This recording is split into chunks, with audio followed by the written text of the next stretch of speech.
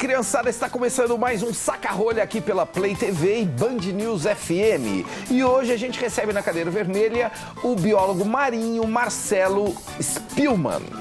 E nós vamos conversar com o Marcelo sobre uma das especialidades dele, tubarões, mas só no segundo bloco. Sim, porque o nosso papo agora é sobre o sexo praticado no maior colchão d'água do mundo, o sexo marinho. Olha só. Baleias fazem, anchovas fazem, cavalos marinhos fazem e até os centrópomos paralelos fazem.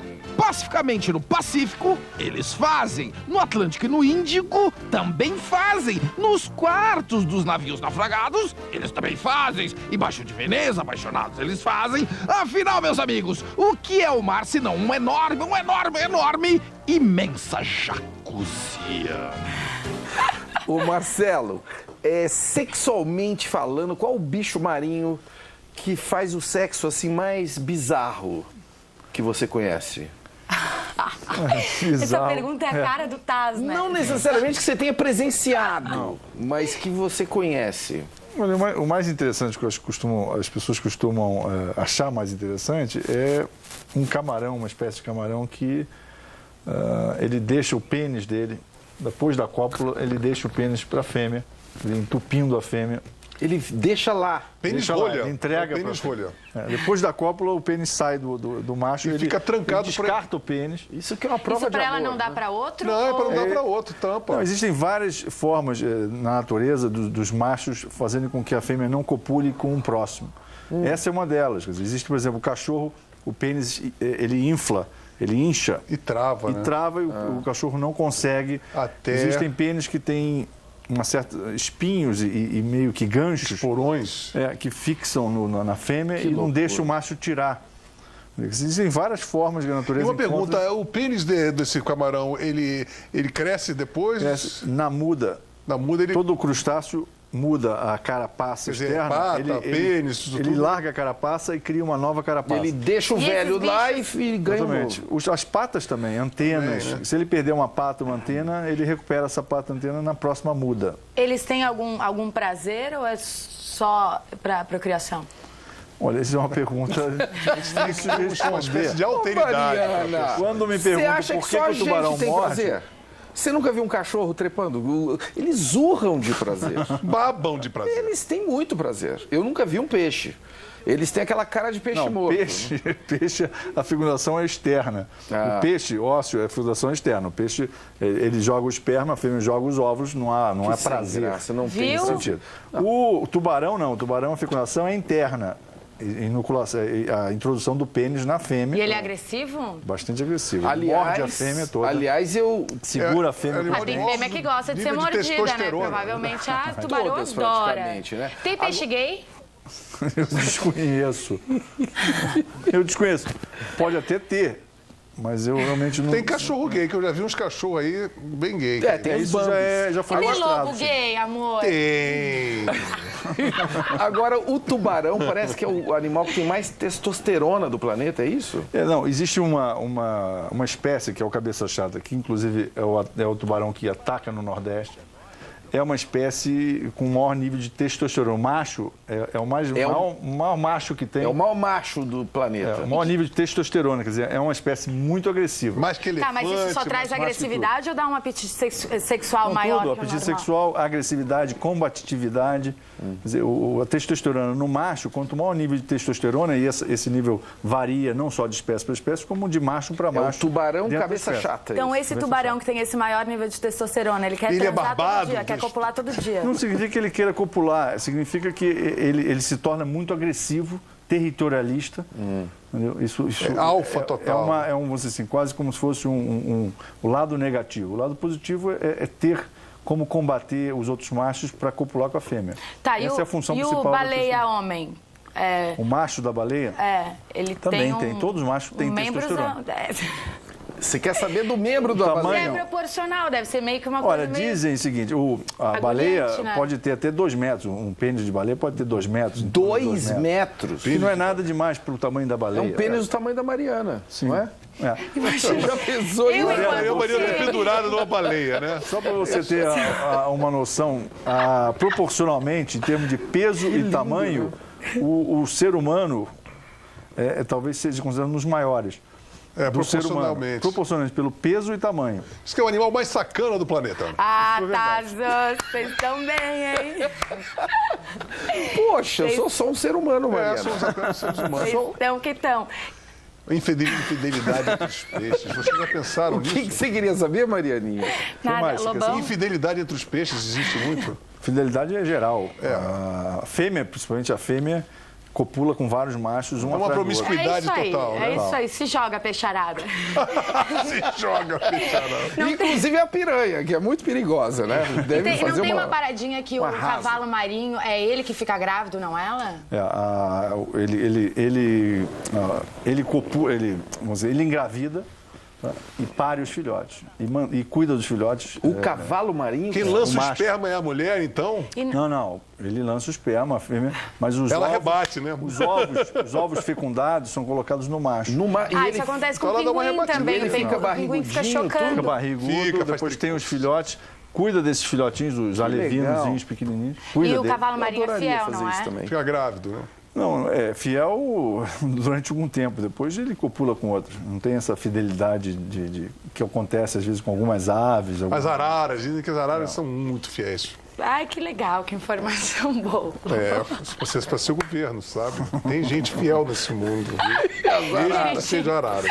Queridinhos, o Saca-Rolha mergulhou na biografia do Marcelo e mostra agora pra vocês o nosso Data-Rolha. Ô, amor. Nome: Marcelo Spillmann. Atividades: é biólogo marinho, diretor do Instituto Ecológico Aqualung e diretor do projeto Tubarões no Brasil. Vida submarina: é mergulhador há mais de 30 anos e costuma mergulhar entre tubarões. Nas prateleiras: guia Aqualung de peixes, seres marinhos perigosos, peixes marinhos do Brasil e tubarões no Brasil. Ô, Marcelo, esse teu livro, Seres Marinhos Perigosos, do que trata? Exatamente. Quais são os seres marinhos perigosos? Ele divide mais ou menos os seres marinhos em 5 categorias. Os mordedores, que aí inclui os tubarões, que depois eu fiz um livro só de tubarões. Os traumatogênios, que são todos que causam trauma sem ser mordida, ou seja, uma pancada, uma agulha, um peixe-agulha que pode assim, penetrar o ser humano, é um trauma. Existem os peixes venenosos, tá? Que aí venenoso é o baiacu. Venenoso é quando você come ele. Comeu, passou mal, é venenoso. O baiacu é um peixe venenoso. O japonês se amarra nesse... O baiacu, O baiacu é de água doce, né? Não, o baiacu é água salgada. Água salgada? Baiacu é aquele quando tá morto na praia, tu pisa, ele tem uma lança? Não, esse é o bagre. Ah, tá. Baiacu é aquele que você coça a barriga e ele incha. Tá. Cheio Tem de baiacu mutreta. pequeno, mas os mais perigosos são os pequenininhos. Tá? Entendi. São bem venenosos. E tem os peixes peçonhentos, que inoculam peçonha, ou uma cobra, quando morde, ela veneno. é peçonhenta, tem uma peçonha, é diferente de veneno, vamos dizer assim. O mangangá, a raia, o bagre. E aquela são que peixes- te dá choque, a enguia? Aí é outro. São São peixes os chocantes. eletrogênicos que podem te dar choque. Na enguia que você falou, na verdade, é o poraquê, que dá o choque em água doce. Na água salgada, o que a gente tem são algumas raias que são elétricas, chamadas raias elétricas. Nem todas são. Não, são poucas, As raias. são duas famílias só. E Dentre água-viva, várias Marcelo? O que é água-viva? Não, aí, estou falando, a água-viva é um animal peçonhento. Tá? Ela tem nematocitos, são Peçonha. pequenas células. Qual é a diferença de minúsculas. peçonha e veneno, Marcelo? É bom você perguntar, quer dizer, é incrível que até biólogos não sabem, deveriam saber a diferença. Basicamente, veneno é uma substância animal, vegetal ou mineral, tá? Não é produzida por glândula e não é inoculada naturalmente. Ou seja, um veneno você pode engolir, você pode respirar ou você pode passar a mão, você pode absorver pela pele. Uma peçonha, ela tem que ser produzida por um animal, por uma glândula animal. Tem que ser inoculada. Tem que ser inoculada naturalmente por um aparato natural do animal. Ou seja, um dente, um espinho. Uma cobra, quando Uma cobra vai te morder. peçonhenta, uma aranha é peçonhenta, Ela um te peixe fura é peçonhento. e entra o... Essa diferença, eu acho que existe muito em função da má tradução dos programas hoje da Discovery, do National Geographic, Sei. em que o cara fala o americano fala corretamente, venomous fish. Venomous fish, venom é peçonha. Aí o nosso tradutor, venenoso, Veneno, lógico, tá fácil. venenoso, é fácil de traduzir. Claro. Ele traduz errado e as pessoas acham que tem a Eu só mesma queria coisa, saber não é. uma coisinha antes do break, Marcelo. Tu é mergulhador também, né? Tu já sofreu algum risco de vida lá embaixo? Alguma coisa... Já, algumas vezes. Como pescador submarino, uma vez me enfiei numa toca que só cabia eu e eu não consegui sair, voltar. Não conseguia dar ré. É dar ré, exatamente, que tudo batia. Tu tava de tudo cilindro? batia. Não, sem cilindro, sem. Putz. Ih, rapaz. Sem cilindro. Que desespero. Não, aí graças a Deus o cara que mergulhava comigo, há muitos anos de mergulhar junto, ele veio e me puxou pelo pé de pato e saiu arrastando. E eu saí. Tem que fazer um sinal com o pé de pato. Não consigo sair. Não, ele percebeu que eu não estava conseguindo sair. Eu vi que eu não estava dando ré, ele percebeu. E outro foi agora, recentemente no México, ano passado. Eu estava mergulhando com um jamanta, com a raia jamanta, que é uma coisa, quase essa sala aqui, uma coisa de louco. E é incrível, eu estava no final do ar, eu já tinha visto que o meu ar estava acabando, eu estava de garrafa. Devia estar uns 20, 30 metros de profundidade. O ar estava acabando, quando veio uma jamanta na minha frente e eu, de costas, virei de cabeça baixa e comecei a acariciar a barriga dela e nadar junto com ela. Só que eu não percebi, você não percebe, mas ela foi descendo e eu fui descendo junto. Cara, Você tava... Aí eu estava a 40 metros, mais ou menos, quando eu fiz, eu não sei se vocês mergulhou alguma vez já, quando o ar acaba, fica duro. Quando eu percebi que o ar acabou, que eu olhei, eu estava a 40 metros e Você correndo. Não, eu tive que nadar, aí não é uma coisa que não pode fazer, você não pode Você sair não pode correndo, voltar de uma vez, correndo, né? não pode, mas eu tive que fazer isso. E graças a Deus Nossa, tinha pode uma estourar outra o tímpano pessoa a na 20 água. metros. Que te deu... Eu peguei a gente chama de octopus, que é o reserva, mas foi uma loucura, porque eu estava com o BC, com o colete equilibrador, e ele infla. Quando você começa a subir, ele vai inflando. Você tem que soltar o ar para ele se equilibrar. Só que não deu tempo. Fui eu e ele junto direto lá para a superfície. Isso com pressão. Loucura total.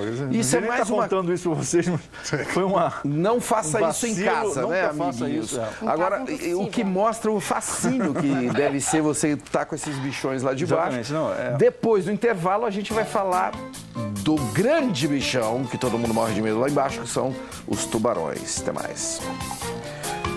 Você deve Mas nem falar... na banheira dá para fazer isso. É, a gente falou...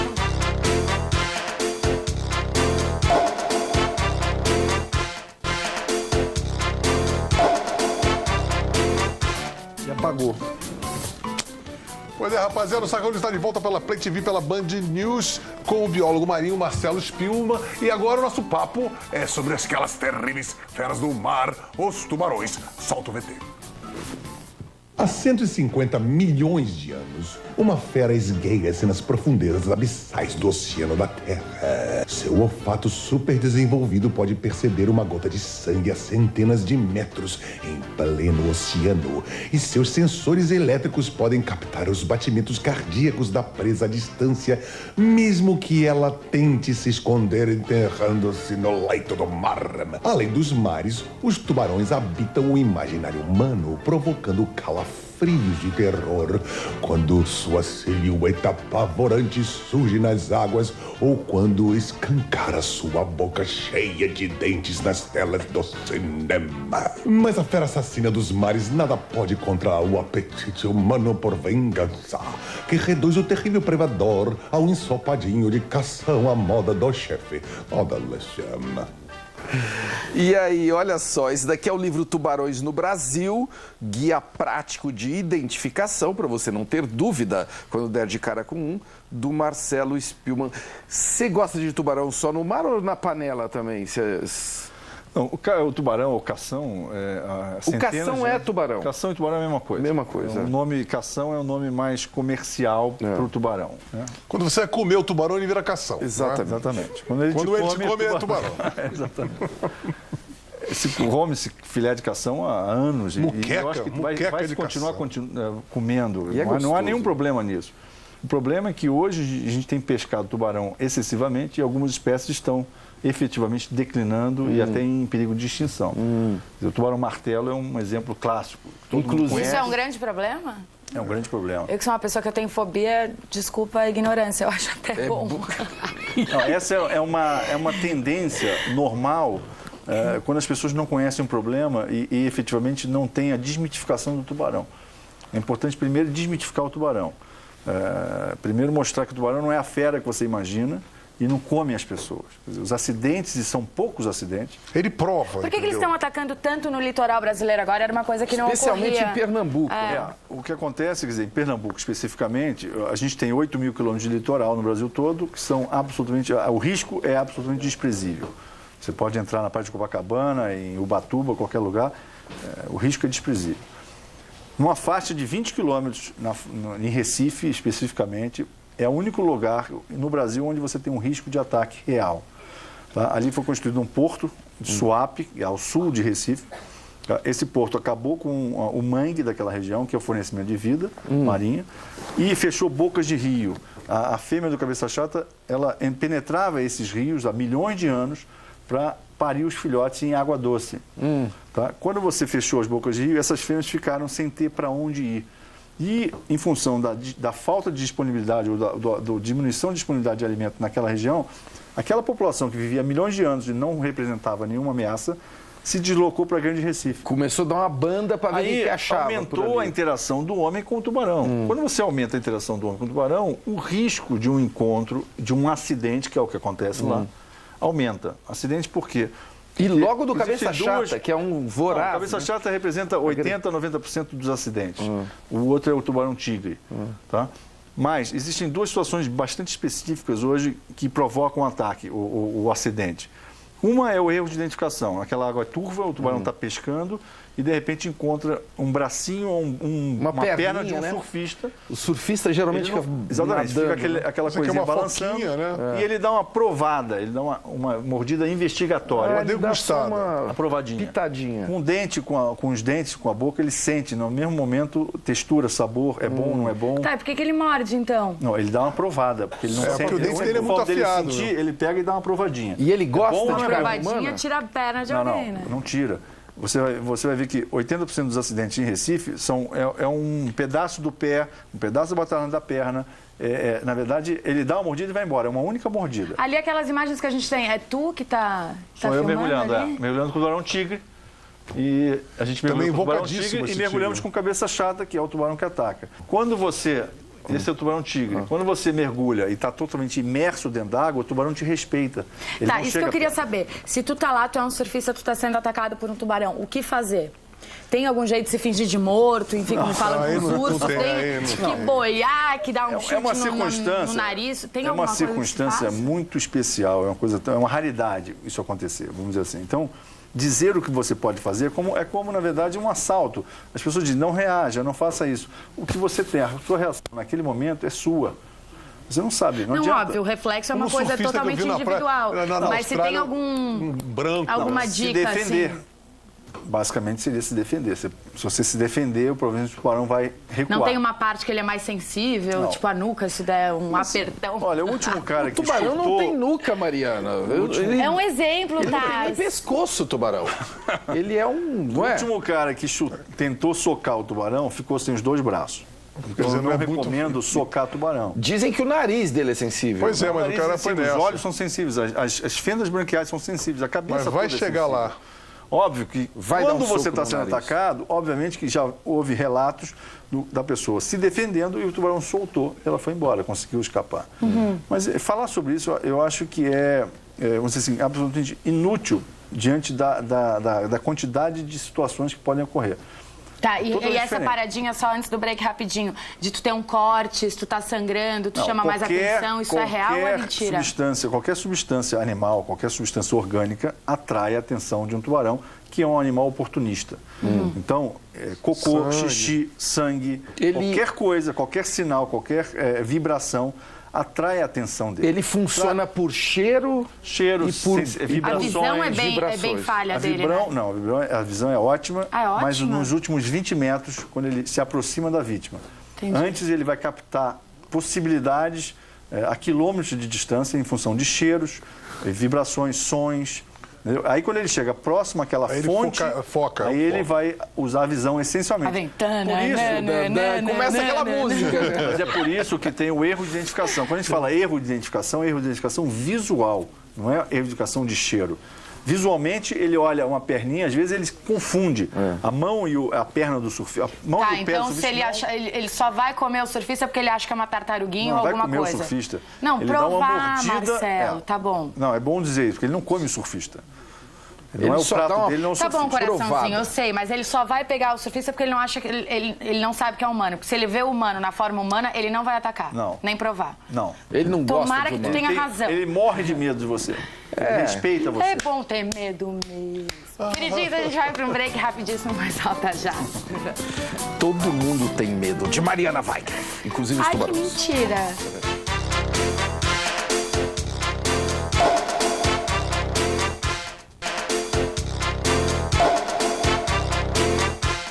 Entendi. Entendeu? E o Saca-Rolha está de volta com o biólogo marinho Marcelo Spillman e agora chegou a hora do Saca-Só. Vamos ver qual é a de hoje. Marcelo Tais, Saca-Só. Segundo a revista americana New Scientist, o Pentágono está financiando uma pesquisa que pretende transformar tubarões em espiões. Os animais receberam um implante de minúsculos eletrodos em seus cérebros e que permitiria comandá-los a uma distância e utilizá-los em operações militares. Isso é uma abdução de tubarões. Meu Deus. Isso é uma loucura. Que isso? A que ponto chega? Você já ouviu falar disso? Golfinhos também, né? Golfinhos. Tubarões Focas. chipados Focas.